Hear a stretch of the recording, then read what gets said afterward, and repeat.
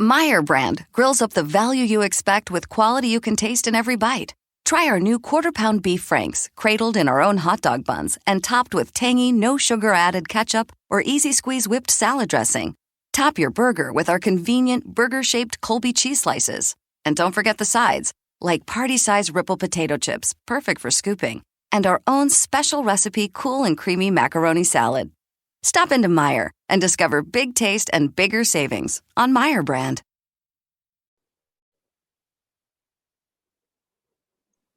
Welcome to Great Match Generator episode. This is 14. My bad. We are on the Social Suplex Podcast Network.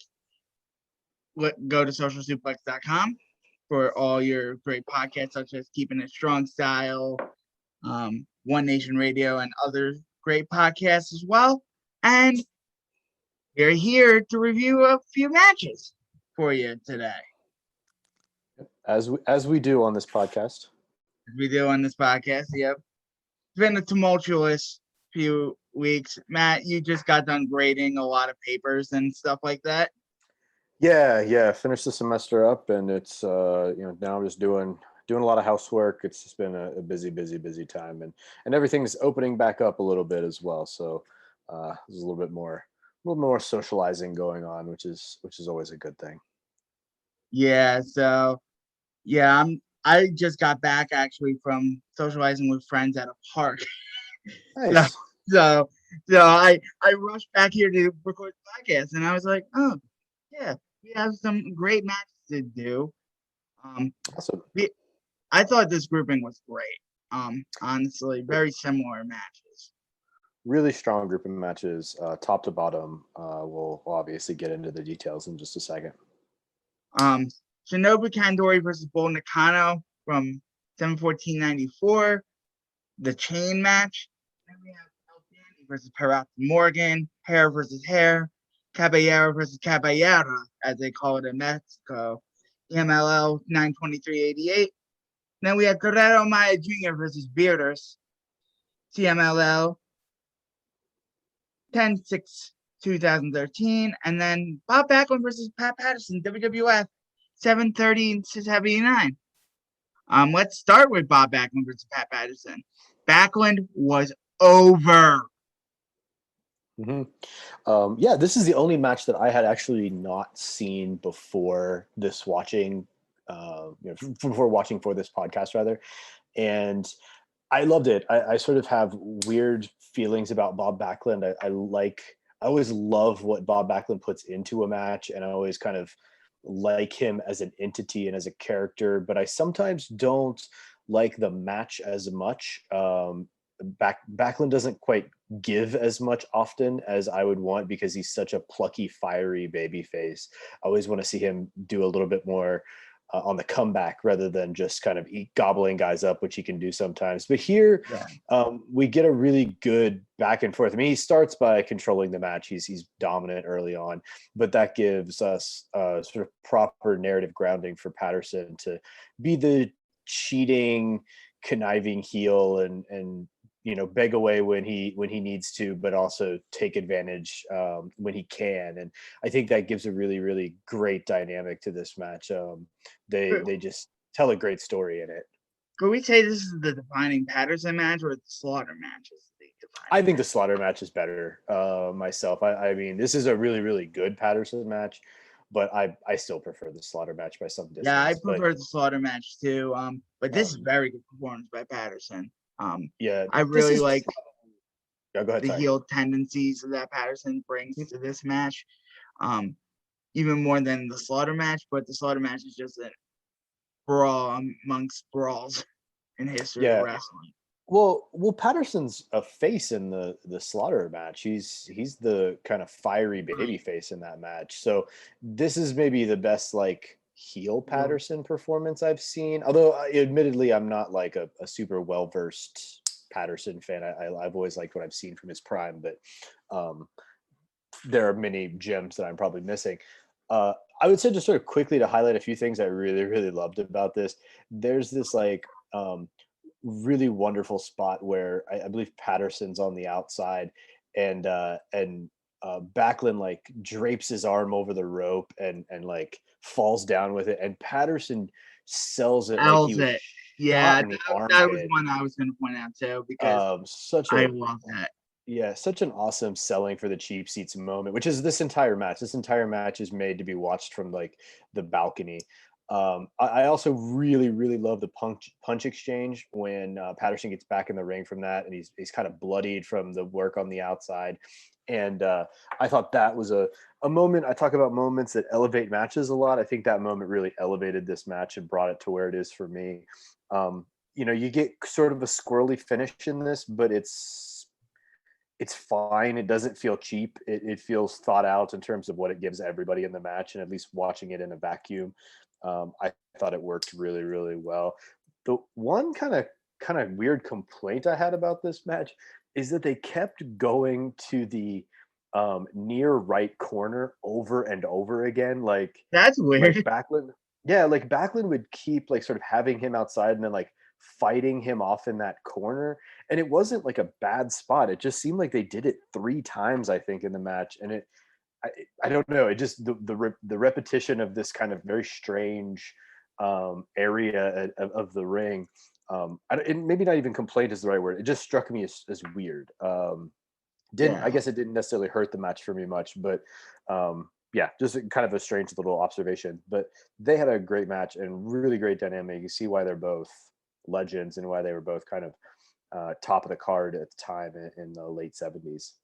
And Backlund gets a lot of flack for his championship run, but I thought this match was very good. Yeah, and he has wasn't boring. This wasn't boring at all. This was 30 minutes and it flew by. Yeah, he has quite a few good matches, I think, and Backlund is probably unfairly maligned in a lot of circles, but yeah, I think really highly of Backlund overall. Again, I think often I like him more as an input wrestler more than an output wrestler. I think I like what he does, but maybe the matches don't always finish quite as high for me. But he's still involved in some greats, and this is, I think, among them. I think this is a really legitimately awesome match. Totally understand why it's been nominated for the greatest match ever project, and I would definitely encourage everybody to go check this out. Yeah, I would encourage everybody to check this out too. I had a 4.25. I have a 4.5. I liked it that much. I think but I mean, again, I'm often a kind of generous grader overall, but I think this is easily a 4.5 star match. I think it holds up with stuff that I've marked as 4.5 from this year. I think it holds up right next to that stuff. So, yeah, I haven't seen much 79 wrestling, but if 1979 wrestling was like this, I'd be up for it all day. Yeah, it's the 70s are a time people should be checking out. Up next, we have El Dandy versus Pirata Morgan. I have a lot to say about this match. This match is awesome. This match has a lot of blood spitting, a lot of gritty, cheap, just pure lucha bra-esque tropes that I just love. I watched it this morning, and the spot that gets me every time is when the ref pulls off Pirata Morgan from El Dandy, from biting El Dandy, and he just spits the blood out. I audibly just like, that spot right there just like did it for me and sold it for me. This is awesome. Yeah, this is such a great. This is one of the first probably lucha matches I ever watched. Just as when I was getting into lucha, I was like kind of listening to podcasts for the last time around the greatest wrestler ever project, and a lot of people were hyping different lucha guys, and this kind of came up with El Dandy and Pirata Morgan as a match to go see, and I absolutely love it. I think it's, like you said, it's a stakes lucha brawl, right? That's kind of the form of it, and it's hatred and it's malice, and you get a little bit of the like formula in the first 2 falls, but it was a ref and with everything, but the third fall is just excellent with the crazy tope that El Dandy does. The tope that El Dandy does is like top five. Yeah, it's a great El Dandy in this period, like late 80s, early 90s, is so good. And it's so sad that like he gets remembered more for that like little WCW run and Bret Hart's passing comment about him in that interview, because Dandy in the late 80s and early 90s was so awesome. Nobody got their ass beat before the bell like El Dandy. And like just like here, like Pirata jumps him. I think he's bloody at like the first couple Two minutes of minutes. the 2 minutes. match. It took 2 minutes. Yeah, and you get a pretty standard first fall is goes to Parada Morgan. Second fall is where we see the shift in momentum to Dandy, and the third fall is where we get the nice back and forth. And Parada has to be one of the best bladers ever in Oh wrestling. my god, He is that was a gush. he is a horror movie come to life at the end of this match, and this is this is probably a match that's very lucha to me, and by that I mean like there's some like the lucha pacing and some of the cooperation on the moves is not for everybody, but I think if you are a person who can kind of get in that lucha mindset or that old school lucha mindset and enjoy it, this is a fantastic match. A match that kind of sits just outside real contention for like maybe something like the greatest match ever for me, but still one that is, it's just pure lucha goodness, and definitely a microcosm of how great Dandy was in this time period and how great Parada Morgan was. I mean, people talk about in the 80s Parada Morgan as a legitimate wrestler of the year, like best wrestler in the world kind of candidate. Yeah. This is, I think, just after that, or just after how like when people think of him in that regard, but he's still great, and he's kind of in the process of shifting his style to more of the brawling, and I think he's fantastic at it. So this is pure great hatred and violence, and if you are okay with the bloodiness and the spitting of the blood and all the stuff we know people shouldn't be doing really, but they did it, and during this time period this match is great for you. Yeah, this is fantastic. This is just, and I don't really care about the lucha tropes. I really don't, because it's Sure. like it's so done well. It's done Yeah. well, and Yeah. I was like, I used to have a whole diatribe about like, oh, I don't get it, blah blah blah, but now Yeah. I'm like, oh, I'm in love with it. 4 3/4. This is insane. Yeah, same 4 3/4 for me. I completely agree. It doesn't bother me at all. Like I really can get into lucha and love lucha. I do have a little bit of like there's a disjointedness when I jump from something else to lucha sometimes. Oh yeah, I have to yeah. kind When of you jump from AEW to lucha, it's like, whoa. yeah. Well, and I jumped from Backlund Patterson to this match. I think that's the order I watched them in, and so that was not so much of a crazy jump to me. But No, it's not a crazy jump. sometimes I can understand the criticisms and I try to be sympathetic to them, but I also just I unabashedly love this stuff. It's really really great wrestling. Yeah, it's just done differently. It's Mhm. fantastic. Yeah. And lucha's not done like this anymore. It's more done like the stuff we saw in the fourth match. But the third match, Hmm. we have to get to chain match. This is brutality at its finest. Shinobu Kandori and Bull Nakano, two of the best female wrestlers of all time, two of the best wrestlers of all time, in my opinion. Hmm. Just dueling it out. And I always knew Bull was awesome. Always knew.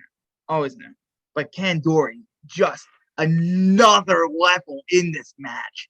Hmm. She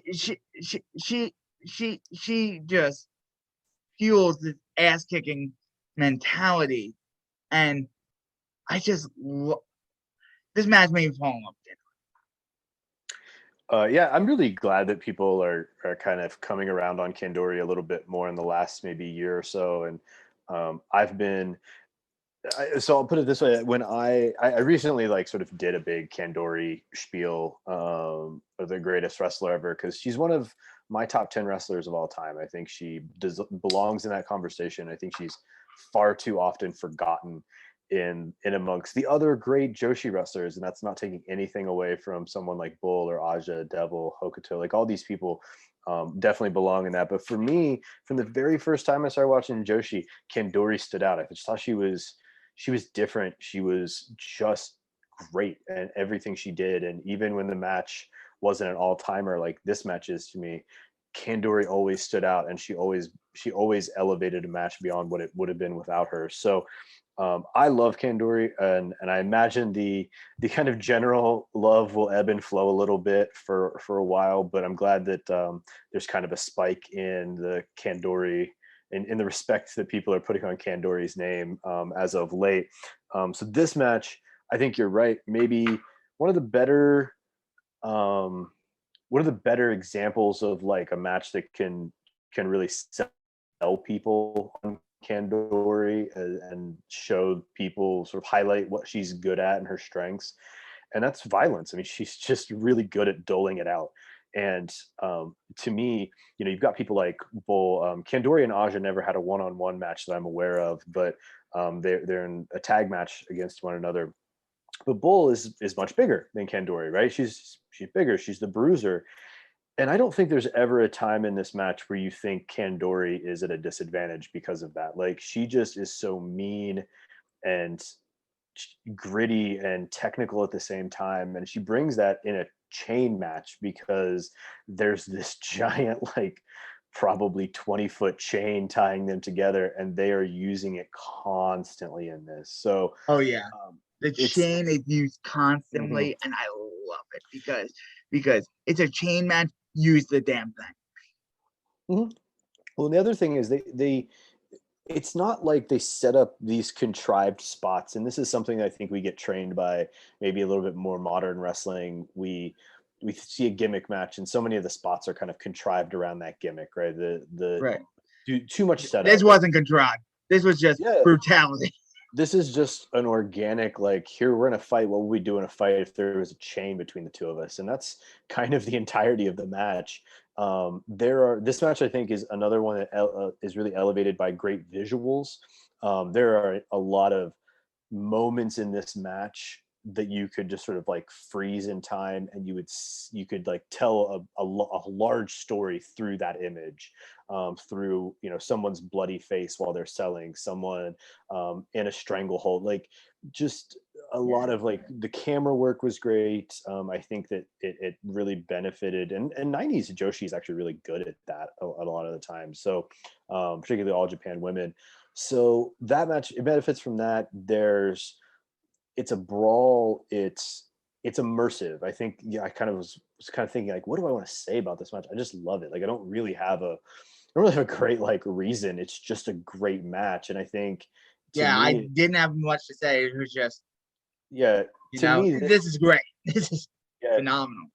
this is a little bit like Kandori versus Hokuto from Dream Slam, which I think is the greatest match ever. It's a little bit like that, in the biggest payoff, the biggest selling, that it just, you get immersed in it. You get immersed in their hatred for one another, and you Yeah. get lost in this really organic feeling story that they're telling through the match. It's not about, it's sort of not this, it's not melodrama. It's a fight, and it feels like a fight from start to finish. And I don't want to take anything away from Bull Nakano, because Bull Nakano is, to me, the second best female wrestler of all time. I think Kandori is one to me, Bull's number two. And they're both, right up there with the greatest ever. So I'm not just to make a gender distinction. I'm like, they are amongst the absolute greatest of all time and should be considered with them in my book. So this match is an all-time great to me. Will show you what to like about both wrestlers. It has a amazing finish where it feels like Bull has to bring out everything she has. She has to basically try to kill Kandori to beat her. So it's a match that finishes with a really clear winner, but I don't think anybody loses in this match. Also the best two people tied together match I can think of. It's phenomenal. It's basically perfect to me. And I will say the only thing I've seen people complain about the brawl in the crowd in this match. I think it's awesome. I think I'm okay with it feeds off the unpredictability. yeah. Well, there's the like people will oftentimes point like, oh, they're just kind of like walking through the crowd. Like one person's like leading another person through the crowd. Okay, fine. But they're also like tied together, right? I think there's like a little bit of I can do a little bit of justifying things in my own mind because I love it so much, and that's fine. But I also think there's some really cool moments in there where like Kandori fires back and kind of in the crowd, all you really see is her arm kind of go up and just come down on Bull's head, which just again visually is kind of cool. It's more the stuff you don't see in that's interesting and awesome than what you do. And I think you wouldn't get that without a few moments of crowd brawling to add to the chaos. But I just wanted to, because I do know that's a criticism some people have. I figure I might as well acknowledge it instead of just heaping praise on this match endlessly. 5. Full 5 for me. Unquestioned. If this is like to the level where if I were to reevaluate my star ratings and knock almost everything down a quarter star, and be not as generous as I am sometimes, this would still be one of the few that I would keep at 5. I'm still generous, and I give this 5. Yeah. This is to me one of the top. I think I have this in my top 20 all time. I think this is perfect. Absolutely fantastic stuff. That is something totally different. Guerrero Maya Jr. versus Vieras. And Vieras, I did a deep dive on one of the GWE deep watches a couple weeks ago with Vieras. And nice. Vieras is great. Yes. Great back in his day. Great for his age. Just great overall. And he showcases it here. Absolutely. This is a Vieras performance. Unlike anything else. But Guerrero Maya Jr. holds up with him on his own as well. But the lucha grappling here is fantastic. I really like the interesting holds. It's just an interesting match. Honestly, it's nothing I would put in my top 150 or anything like that. But really interesting match. With like the grappling and stuff like that. Yeah, I totally agree and think this is a great, if you want to see a different side of lucha, this is a different side to what we talked about earlier. This is the grappling, and this is also a really good example of like how good and tight quality lucha grappling can be while still being lack of a better term, like fanciful, right? Like the holds are like weirdly intricate and unique and like, but they're so cool. It reminds me a little more of like maybe World of Sport in terms of like binding people up. Oh yeah. And I haven't seen much of World of Sport, so I'm looking forward to in this project just like diving in. I think comparing like really top level lucha grappling and top level World of Sport grappling is kind of interesting. They're certainly not the same. There's a lot of differences, but there's some similar qualities in terms of flashiness and just intricacy of the holds. And I think you see that in especially the last hold in this that Vieras wins with.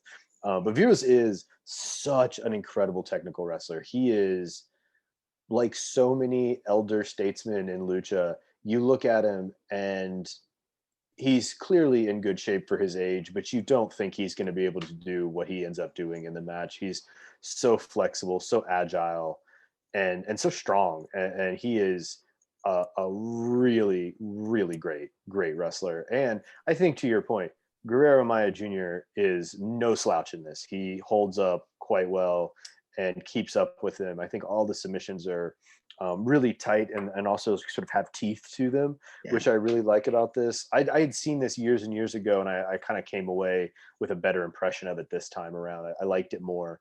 than I did in my original rating of it. So it got a little bit of a bump. But the thing about this, I think, is this is just really good um, patient escalation of a match. This is patient escalation. I was about to say that because it just patiently escalates. The first fall was slow, feeling each other out, and then second fall was like medium pace.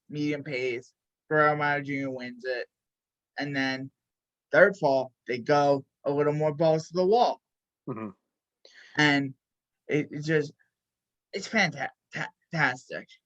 Yeah, it's an art when you see somebody build the tension and the pacing at this level, right, with this sort of precision. And I like that first fall's not a given, right? So like in the other lucha match that we talked about, Pirata Morgan more or less dominates the first fall and gets the win, and it's no big deal, or doesn't feel like a big deal. There's a little bit more fighting at the very end of that, but still he gets it. In this one, this is kind of back and forth a little bit, and there's some feeling out process, but that feeling out process is still with each person trying to get the pin or trying to get the submission. And the first fall comes like this. It's this weird pinning combination with a modified stretch muffler. I don't know how else to say it. I'm sure there's some. I have no idea what's called submission, but it was so cool. And I thought it was just really, really interesting. And then the second fall, like you said, they kind of pick it up, but it's the moments, right? They like this one tilt-a-whirl backbreaker from Guerrero Maya Jr. really stood out as like, all right, that was the moment he almost won with. Yeah, it's like now we're gonna start hitting more impact moves. Now we're gonna sprinkle in those impact moves with the submissions a little bit more, and you just can kind of feel the tension and the pace quicken a little bit. And of course, he gets the second one with a submission. One spot that I have to mention, I'm sure you jotted this down too, is that kind of run up the turnbuckle on the outside from Viros into the arm drag. It's incredible. I don't know how else to explain it. Sort of they're in this like running up. He's running up the rope. They're on the outside, and Guerrero Maya Jr. and Viros are sort of have arms locked, and Viros runs towards the turnbuckle, runs up the turnbuckle on the outside, and then jumps kind of over Guerrero Maya Jr. They were like outside too.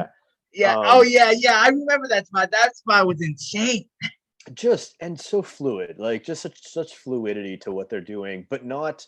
It doesn't look overly cooperative in this setting, and that's another thing I think is a real, real testament to both of them. So, I thought this was absolutely incredible, and the first time I watched it, it was recommended to me as a match to like, here's a good way to get into views, and I was like, awesome, I'll do it, and I liked the match a lot. I think I had it maybe around 4 stars the first time, but I wasn't quite convinced it was, worthy of consideration in something like the greatest match ever project. And I came away this time really getting why someone would see it that way. It's maybe a little bit outside of my real consideration for a list, but I understand completely why somebody would, and that it does some aspects of wrestling about as well as any match ever. So great stuff. And again, to you want to like get into some lucha submission stuff without this is fantastic. 4.5. This is it. I have a 4.5 too. I'm tempted to go 4 3/4, but I think it's really a 4.5 star match. Maybe if it had like 2 more minutes to it, I'd give it a little bit more. I felt like the end kind of hit me just a little before I wanted. I thought there was a little bit more meat on the bone, but that's being super nitpicky with a match of this quality. So overall, fantastic physical storytelling in the confines of one match. And then next episode, we have 2 Misawa Kawada matches, not the one that everyone knows. We have the 5/1/98 one and the 7/29/93 one, both from All Japan Pro Wrestling. We have another All Japan Pro Wrestling one, Satoshi Kojima versus Tenryu Genichiro, 7/17/2002. And then we have a little Rey Mysterio versus Loki.